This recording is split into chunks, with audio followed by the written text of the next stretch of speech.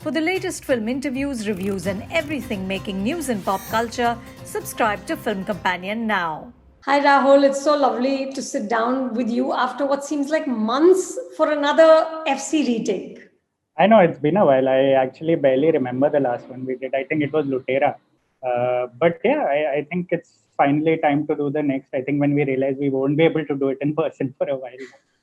Yes, we were hoping to be able to chat with each other in person, but such is the state of the pandemic, and we are here today to talk about Bombay Velvet, which celebrates its sixth anniversary. The film released 15th May 2015, which seems like another lifetime. It wasn't that long ago, but it seems like another life now.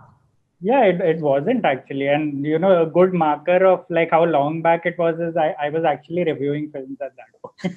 So like professionally. So which means I had reviewed it at that point. So yeah, it wasn't. It was just 6 years back. And but as you said, it feels like forever, not only in context of where we are, but even in context of Anurag Kashyap's filmography.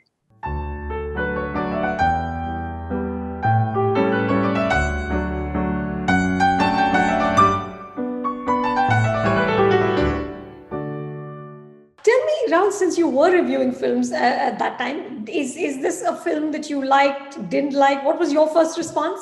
Uh, yeah, so my first response was I did not think this film was bad at any level.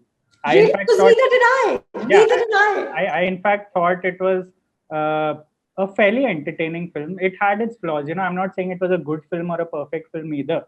Yeah. The thing is, you know, the problem with Bollywood films or mainstream Hindi films in India is the film sort of releases way before its actual release, right? And Bombay Velvet was a classic example because you may have also noticed, like everyone else, that the entire discourse surrounding Bombay Velvet for me is also what sort of just destroyed the film's sort of any sort of merit that it had even before it released, because that entire talk surrounding the stories from the set, the budget stories, and the whole indie filmmaker is making a big film beyond his means. It had gotten out of hand. We were reading more about Bombay Velvet in the run up to the 2015 World Cup. I remember the Cricket World Cup more than the World Cup itself. So I mean, the amount of horror stories that we were hearing from there, I had a very sinking bad feeling about the film even before. Yeah, and back then a lot of us were really rooting for Anurag Kashyap to sort of make that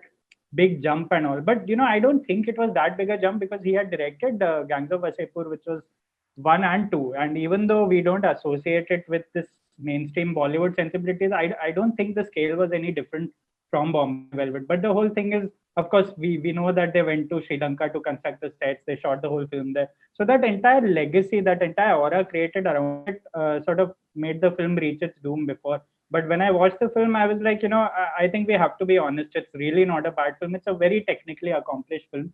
Yeah. No doubt it was the second half had its issues, and there were issues which we'll get into during this chat. But for me, I did not. I remember reviewing it fairly favorably, I think. Yeah, it's interesting because I remember the hate and the vitriolic was so extreme against it, and to my mind it was and it still is when I rewatched it for this conversation. It's I think it's a really noble failure.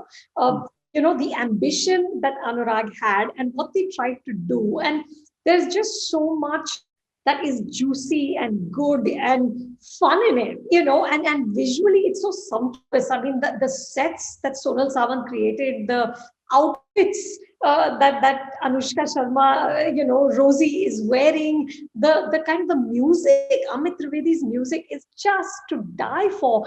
And I mean, this is a film that begins with thanks to Martin Scorsese and Danny Boyle. I mean, shot by Rajiv Ravi, Vikram Motwani is a co-producer, written by Vasan Bala and Gyan Prakash, who's, a very, very well-regarded professor at Princeton. He's a professor of history, and the film was partly based on his book. And I just think that now I actually appreciated those things even more, but I did back then, though I think you and I must have been two of the the few people who kind of saw the good things, because what I remember from back then is just this rush of kind of anger and fury and almost a glee when it collapsed. Yeah, we've seen it happen, right? A couple of times. I remember it happened with Kites, Anurag Basu's Kites. It happened with Anurag Basu's Jagga Jasoos also, because that was another Ranbir film that sort of failed before it released in a way. Yeah. And because of the amount of, obviously it's a part and parcel of sort of making a big budget Bollywood film in this country, and we saw it at its absolute worst with Bombay Velvet. And it's sort of tragic, but as you said, as you mentioned, all the things that it had going for it, like that what you mentioned, the special thanks to right at the beginning, Martin Scorsese and Danny Boyle. That is not only the calling card of that film, it was also the weakness of its film. As we realized while watching the film was a victim of cinephilia in a way. Like, to be very honest, it sort of was such an ode to a childhood Yeah. that was that was spent probably watching world cinema and creating the Anurag Kashyap that we all saw in the first 10 years, first 15 years of his career. That somewhere along the way, a lot of people said that there was not enough Anurag Kashyap in a Bombay Velvet. I remember thinking that myself too, while watching it. But now when I watch it again for this, for the retake, I think while watching it, I realized that there was actually a lot of Anurag things in it. And by Anurag things, I mean a lot of things we associate with his cinema, which is basically that very fast pace, the choppy sort of editing style that even Scorsese has sort of made pretty much a legacy out of. That voiceover, which here they use Varun Grover sort of as as a stand-up comic in the film to tell us, about the changing Bombay landscape. And a version of that was Piyush Mishra's voiceover in Gangs of Wasseypur, which a lot of people really lapped up. So the only difference here, I felt like all the Anurag Kashyap sort of trademarks did not have that protective layer of, it wasn't protected by any sort of context, local context, because it was such a naked homage to films in general, and not so much the Bombay that he was trying to really depict in the film, because it was such an interesting sort of era, because we haven't seen the jazz era Bombay in most any Hindi films I can think of. And Yeah. to see this kind of Bombay on film itself, I can't blame Anurag for getting carried away with like a filmmaker making a film about a certain era, and therefore just getting carried away with the because if you read the amount of reviews from if you read the reviews from that time, you'll see hundreds of references in the reviews, and you'll see Anurag himself in his interviews, like this is I Goodfellas and Raging Bull, and like so many, and the name after name. And that's a problem with Hindi filmmakers, that's a problem with Indian filmmakers, because we get carried away paying homage to the greats and we forget to be original in our own way. And I felt like Anurag sort of got carried away. I'm sure he'll admit it himself, and that's not to say anything about the film's ambition or anything, but it just was not funnily enough, it was not Indian enough in a sense, because the Western palette was very obvious. You're having Ranbir come up with Tommy guns in both hands and sort of doing a De Niro, doing a 30s or 40s hero, and also I guess people that made audiences sort of detach from what we are seeing. I felt like we were seeing a very loving tribute to something rather than something original. Yeah, it perhaps was just too alien in um, how sort of westernized the whole thing was. Though that story, Rahul, of first of all the love story of the two damaged souls, both have abusive childhoods, and he wants to be a big shot. That whole sort of classic gangster movie, the James Cagney thing of I want to be a big shot, right? I thought that was wonderful. This whole idea of cities being built on corruption, cities being built on dead bodies, this sort of Chinatown-esque Yeah. feel of how a great city is made. It's made because there are people making compromises, there are businessmen buying out politicians, there are politicians, there's blackmail, there's deceit, there's treachery, all of these things were just so, it was just so juicy, like I said before. And I just think that there was so much in it, that whole, also the trade unions, the whole kind of thing of how Bombay came to be Bombay, threaded together with this with this incredible soundtrack, with this incredible kind of lush feel and look, and almost a sense of a sort of doomed exhilaration, that this is going to end badly. There's no way this love story is going to end well, but till it lasts, it's just fantastic. But I think you're absolutely right. There's just too much. Uh, there's too much going on. It's very strange because the script has too much happening, and yet this doesn't feel like there's a center. For me, especially in that second half, when Rosie dies and Rosie pretends to be her own sister, for me, that was really the place where I stepped away and said, okay, now this doesn't make any sense anymore. When did you step out of it? Yeah, I think that's exactly while I was watching it right now for Retake, that was exactly the time I stepped out of it also. Because, you almost felt like Anurag was trying to compensate for the Hollywoodization with the Bollywoodization. Like, it was like, okay, let's go back to the Devanand films of yore, now just to get the audience back on track, because so far it's been really stylized. Yeah. So that whole twin track of like Sita Gita type of thing was just, I mean, obviously, it was so obvious what the filmmaker was trying to do that it almost made me like, very early on in the second half, it's obvious that the antagonists of the film, which we'll come to, they want Ranbir Kapoor's hero character or his or Johnny to be bumped off very early in the second half. But the entire second, he could have been bumped off very early in the second half. Like the entire second half was just like a to and fro of whether it is him or whether it is a love story or whether it is her or her sister. So that just went on and on because the pace of the film just went against the length of the film at some point. And you felt like you were watching a Gangs of New York in the first film, and suddenly in the second film, like you're taken out of that whole universe, and you don't, as you said, there was no center. So because of that, you didn't know if you were watching a doomed love story from the lens of a changing city or a changing city from the lens of a doomed love story. So it became such a push and pull between all. And the only thing really holding together a lot of what we are describing was Amit Trivedi's soundtrack throughout, whether it's his soundtrack or his background music, because even the background music, and there's a particular action sequence in the second half. I think Ranbir Kapoor wearing the Santa Claus sort of get-up is escaping from KK Menon's police cop character, and the background music during that scene is absolutely in another universe. Like it totally put me into a trance, and you don't get to see great background score during action sequences. We are not used to that. We get to see suspenseful and thriller and very kinetic background scores. But this was such a melancholic background score, and I was so surprised because I like the music is keeping us in the film even when the film has totally gone off the rails by then. I mean, it sort of made me sad because in the second half,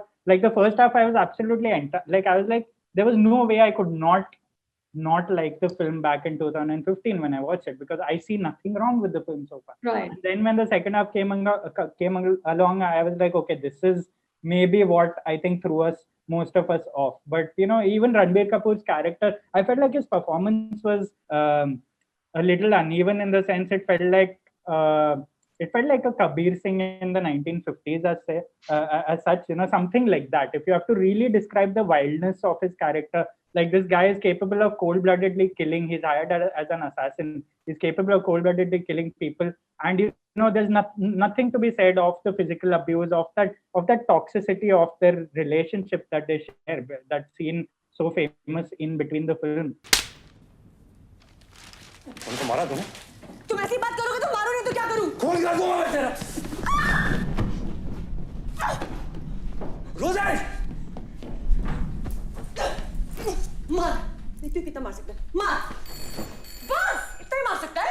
I felt like, it was a little uneven. You felt like some days the filmmakers or the writers were waking up saying, today we are going to, shoot it in this particular style, and the next day they were reverting back to type. So, so I guess filmmaking sort of hijacked the entire process of storytelling at one point. I also wish, Rahul, that they had explored the thread of that sort of repressed Kaizad Khambata crush on Johnny, because I really thought that Karan Johar's casting was quite an inspired stroke, because he pulled it all off until the end. I felt like at the end is when he could not hold the expressions required for the complexity of the emotion that he was trying to express. That here's a guy who's just a common thug, and he has raised him, and he's also he's fallen in love, or maybe he just wants to get into bed with him, or he just has a crush on him.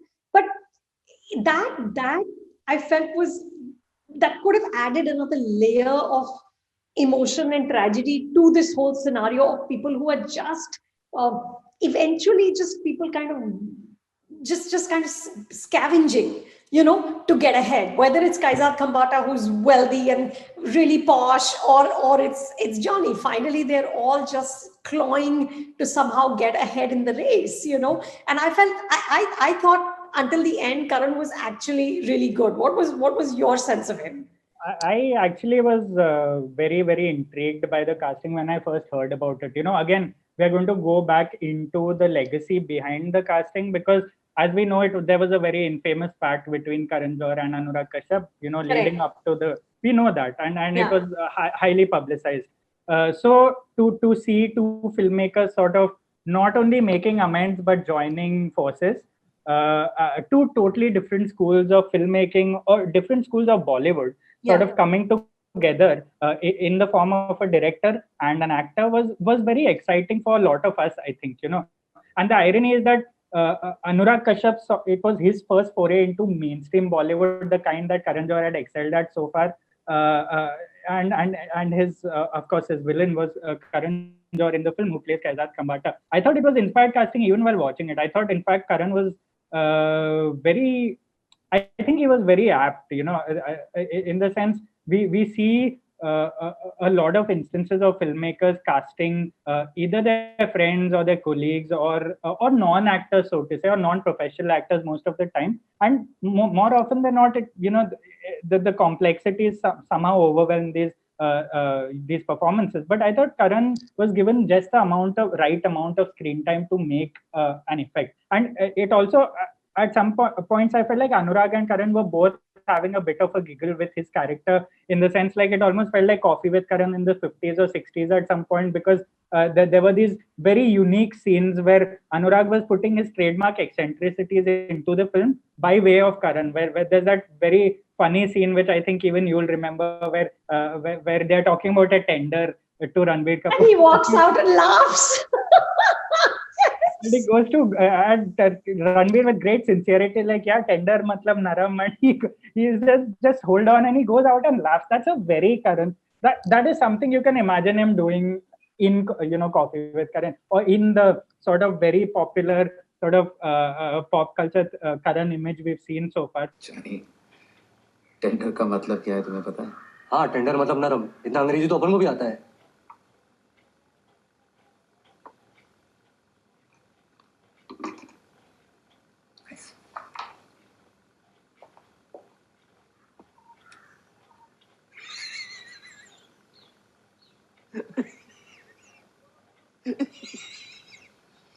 That was a lovely scene, and it's the same. There's one very throwaway sequence, I think, midway through the film, again, where Karan is talking to a character, Kaizad is talking to a character, and that character with great, seriousness, saying something about Siddhant.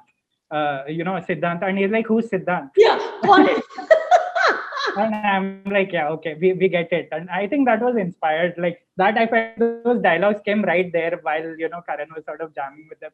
But those were really nice. And I actually thought in the end, he actually pulled it off. I know you may not have, but that entire sequence where Ranbir sort of comes through with the gun and finally faces his nemesis or his ex-mentor. And when he stabs him, of course, that the fact that Karan's playing sort of a closeted character with a wife in this film was, I felt a lot of that really contributed to how the end was shot also, with the way it was lit, the way it was sort of just scored and designed. I thought that entire close-up of Karan's face when he gets stabbed on Ranbir, like that was like multiple meanings on so many levels. That I felt like that really got some people, I can get why some people didn't think it got put, but for me, that Karan's expression in that scene stayed with me in the film. Because and we had seen him on screen before. It's not like in DDLJ he played the friend, so we were used to seeing him in a certain capacity. But I thought it was, all in all, I think I thought the acting throughout the film, except somehow the leads, were fine. Like I felt like Manish Chaudhary was just born with a cigar in his mouth. Like every film, he just comes and chomps on a cigar or his pipe, and it's pretty much the same character in every film. But to be fair, he's pretty good at it. So. He is very good at it. Yes. And before we end, Rahul, I feel like we should talk about Niti Mohan's amazing voice and the Oh yeah. songs, Naak Pe Hai Gussa and Behrupiya and all these incredible songs that for me, that is the saddest part. And I remember doing an interview with Amit Trivedi about uh, how heartbroken he was. He said, because finally our music is so linked to the fate of a film that when a film doesn't work, uh, Yeah. it's over, and we spent years and years working and perfecting this jazzy sort of this jazz inflected soundtrack. And at the end of the day, nobody remembers these songs. And it's just such magical music. Yeah, as you rightly mentioned, the music was a victim of the film's box office fate, and it was at that point of time we knew that it was sort of doomed to a certain level. But I think the album has been mentioned time and again in the best of the century, this millennium list, Yeah. and it has stood the test of time. It has, I think, music lovers especially, and we all are music lovers because we are conditioned to a certain Bollywood sensibility. I think we discovered the complexity of Amit Trivedi's soundtrack only over time.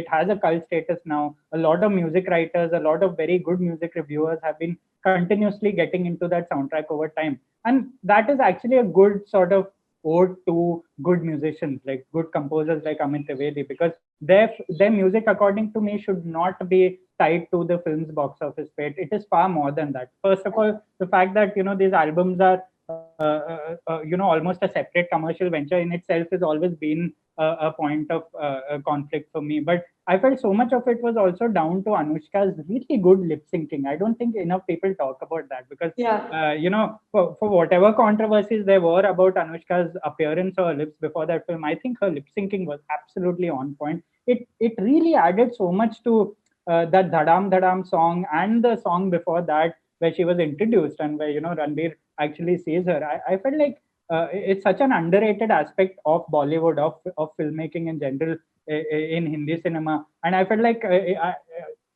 very ironically, I think Ranbir Kapoor's lip syncing in Ae Dil Hai Mushkil of the title song, which we saw years down the line, Karan Johar's own film. I thought Karan must have really picked up the idea from Bombay Velvet about good lip syncing, because that really defined that film for me also, Yeah. because the way Ranbir sort of lip syncs, I thought that was really good acting. Despite over the whole arc what we thought about it, and of course, I'm glad that we still sort of listen to the music on our own over the years.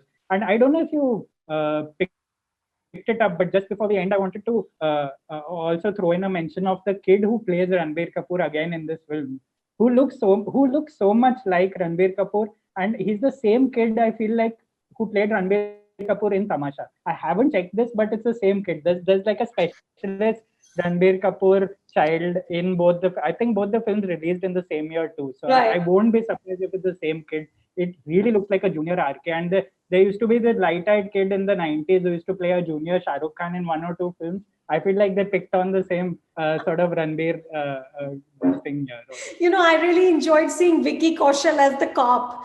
I was like, oh my Yeah, yeah. God, look at this. Look at how the film industry moves and how fortunes change. I think he had one line in the whole film. He had one line and several shots. Like Yeah. the reaction shots throughout KK's track were always on Vicky Kaushal. I was like, this guy is going to be responsible for some twist in the film, because the camera keeps going on him. And in the end, the twist was that Vicky Kaushal actually turned out to be a great actor eventually, because Masan came out later that year. And I'm like, okay, he was a legit actor. He was not like just a sidey in the film. Correct. Correct.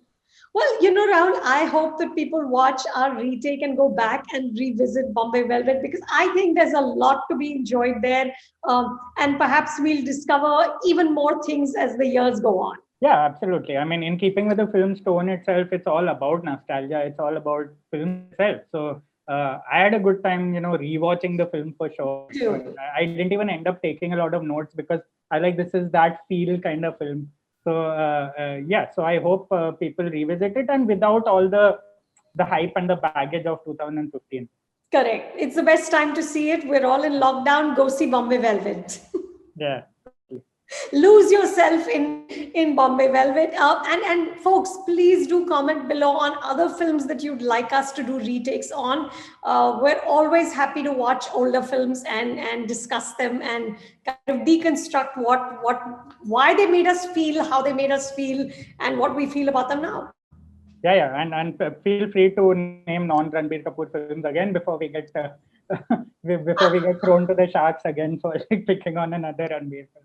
We didn't even realize it this time. Honestly, it was an Anurag Kashyap film. That's right. This is true. This is true. I did not go in thinking Ranbir Kapoor. I went in thinking Anurag Kashyap. Exactly. Absolutely. Yeah. Absolutely. Thanks so much, Rahul, and stay safe. Thanks, you too.